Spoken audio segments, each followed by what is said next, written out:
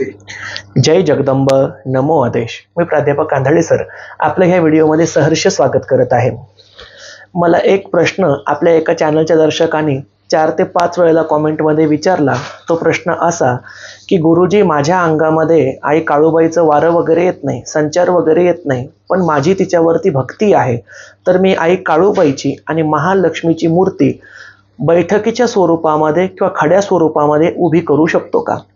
म्हणजेच काय की जी फायबरची बॉडी वगैरे मिळते त्या बॉडीवरती महालक्ष्मीचा आणि काळूबाईचा मुखवटा माझ्या घरामध्ये उभा करू शकतो का, जर अंगामध्ये संचार नसेल तरी सुद्धा? तर मला वाटतं की हा प्रश्न जसा ह्या दर्शकांना पडला तसाच तो अनेकांना पडलेला आहे। कारण की मध्यंतरी एक उदाहरण असं झालं की अंबड तालुक्यातील एक पती पत्नी माझ्याकडे उपासना शिबिरासाठी आले।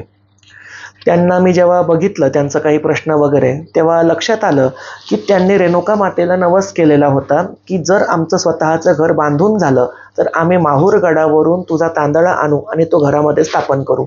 त्यांचं स्वतःचं घर बांधून तब्बल 5 वर्ष झाली, पण अजूनही त्यांनी रेणुका मातेचा तांदळा आणला नव्हता। ही गोष्ट मला कुठेतरी थोडीफार जाणवली, माझ्या अंतर्मनाला जाणवली आणि मी त्यांना विचारलं की तुम्ही रेणुका मातेच्या स्थापनेबद्दल काही नवस बोलले होते का? ते म्हटले हो सर, आम्ही बोललो होतो। म्हटलं मग स्थापना का नाही केली? तर त्यांनी उत्तर दिलं, माझ्या बायकोच्या किंवा माझ्या अंगामध्ये रेणुका देवीचा संचार येत नाही, त्यामुळे आम्ही स्थापना करायला भीत आहोत। म्हटलं अहो बाबा, अंगात येणे आणि स्थापना करणे या 2 गोष्टींचा कुठे संबंध आहे? ते म्हटले नाही सर, आम्ही आमच्या तिथलच्या आराधी मंडळाला विचारलं, समोरच्या माळपर्डीवाल्या महिलांनी सांगितलं, त्यांच्या अंगात आल्यानंतर त्यांच्या अंगातील देवीनी सांगितलं की तुमच्या अंगात जर संचार येत नसेल तर तुम्ही स्थापना करू शकणार नाही। ज्याच्या अंगात येतं त्यानेच फक्त दगडी मूर्ती बसवावी, ज्याच्या अंगात येतं त्यानेच पक्क्या स्वरूपामध्ये जगदंबेची स्थापना करावी। मग माझ्या लक्षात आलं की हा जो काही गैरसमज आहे हा समाजाच्या जळामुळामध्ये मोठ्या प्रमाणावरती पसरलेला आहे, यावरती आपण बोलणं गरजेचं आहे। बघा, मुळात मी या ठिकाणी पहिला विषय क्लिअर करतो।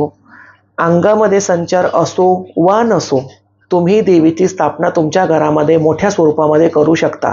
म्हणजे दगडी मूर्तीसुद्धा बसवू शकता किंवा फायबरच्या बॉडीवरती चांदीचा किंवा पितळेचा मुखवटा लावून उभ्या स्वरूपामध्ये खड्या स्वरूपामध्ये स्थापनासुद्धा करू शकता।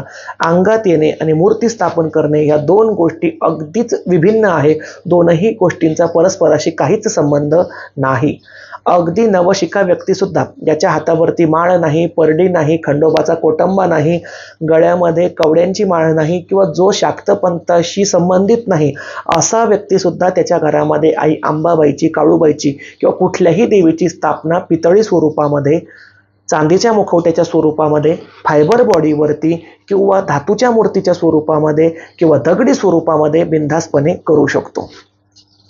अंगात येणं आणि मूर्ती स्थापना याचा संबंध का नाही याबद्दल सुद्धा बोलूया।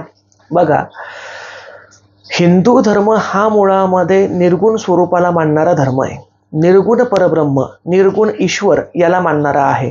जर तुम्हाला मोक्ष प्राप्त करायचा असेल, समाधी अवस्था प्राप्त करायची असेल तर तुम्हाला ब्रह्मलीन व्हावं लागतं।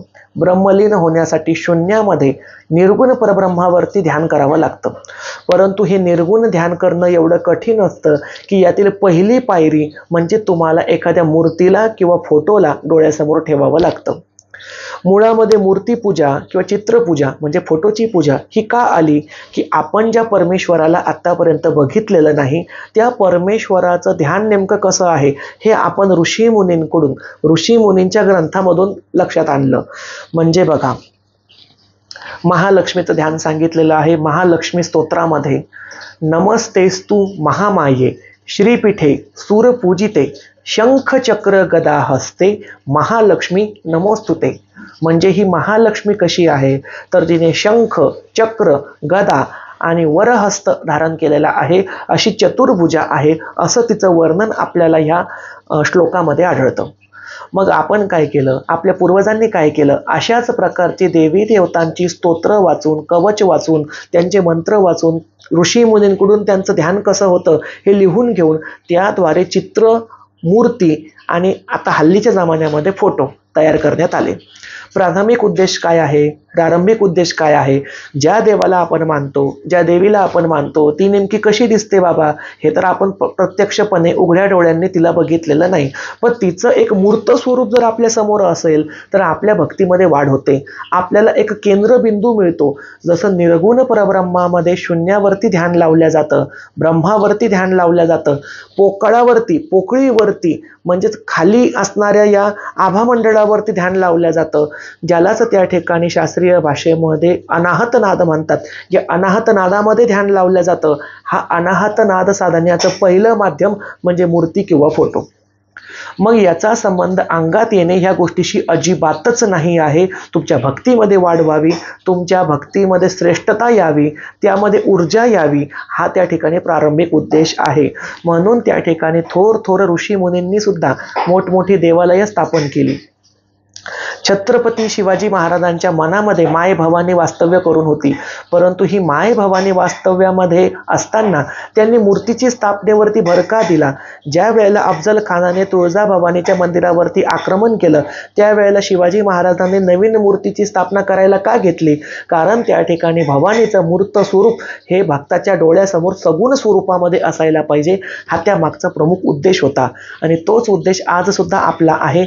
म्हणून आपण एखाद्या देवस्थानवरती जेव्हा जातो तिथून चित्र, मूर्ती किंवा फोटो आपण विकत आणतो आणि त्याला आपल्या डोळ्यासमोर ठेवून त्याची पूजा करतो.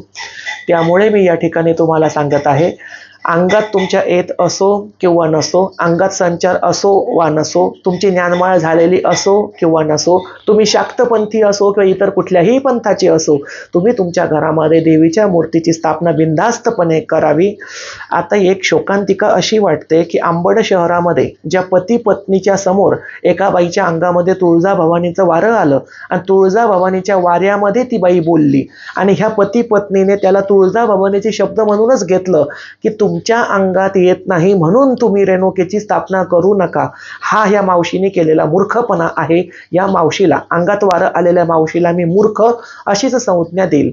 कारण कोण्याही व्यक्तीच्या अंगात जर संचार येत असेल तर 50% तो व्यक्ती भानावर असतो, 50% व्यक्ती तो शक्तीच्या ताब्यामध्ये असतो किंवा शक्तीच्या अधीन असतो. या मावशीला स्वतःला कळायला पाहिजे होतं की आपण अशा पद्धतीनुसार अंगात वारं आणून चुकीचा आदेश देऊन एका खऱ्या रेणुका भक्ताला देवीची स्थापना होण्यापासून रोखलेलं आहे. मी त्यांना आता आमचे माहूरचे असणारे मूर्तिकार अमोल भाऊ गावंडे यांचा मोबाईल नंबरही दिलेला आहे, पत्ताही दिलेला आहे. ते लवकरच माहूर गडावरती जाऊन रेणुकेचा तांदळा घेऊन येतील. परंतु एका मावशीच्या चुकीच्या सल्ल्यामुळे गेली 5 वर्ष त्यांनी देवीची स्थापना केली नव्हती, कारण ते भीत होते. अंगात येणे हा विषय पूर्ण वेगळा आहे, भक्त असणे हा विषय पूर्ण वेगळा आहे. अंगात येणाऱ्यांनीच देवीची स्थापना करावी असं कुठल्याही ग्रंथात लिहिलेलं नाही. सर्वसामान्य भक्तांनी सुद्धा देवीची स्थापना करायला हरकत नाही, केली पाहिजे. कारण मूर्ती स्थापन केल्याशिवाय ऊर्जेचं वास्तव्य त्या ठिकाणी प्रखर स्वरूपामध्ये येणार नाही. प्रखर ऊर्जा आली नाही तर आपल्या भक्ती मार्गामध्ये वाढ होणार नाही, सिद्धी प्राप्त होणार नाही. त्यामुळे निर्गुण परब्रह्माची उपासना करण्यापेक्षा सगुण मूर्ती स्वरूपाची उपासना करणे केव्हाही सोयीस्कर आहे. श्रेष्ठ नाही म्हणणार मी, परंतु सोयीस्कर आहे. प्रारंभिक टप्पा, प्रारंभिक पायरी ही तर आपली मूर्तीपूजेपासूनच सुरू होते. बिनधास्तपणे मूर्तीची स्थापना करा, मनातील सर्व संशय काढून टाका आणि व्हिडिओ आवडलेला असल्यास कमेंटद्वारे नक्की कळवा. अशाच निरनिराळ्या रोचक माहितींसाठी आपल्या जगदंबा देवी संस्थान देऊळगाव राजा या यूट्यूब चॅनलला सबस्क्राईब करायला विसरू नका. भेटूया पुढच्या व्हिडिओमध्ये. तोपर्यंत सर्वांचं कल्याण असो. जय जगदंब. नमो आदेश.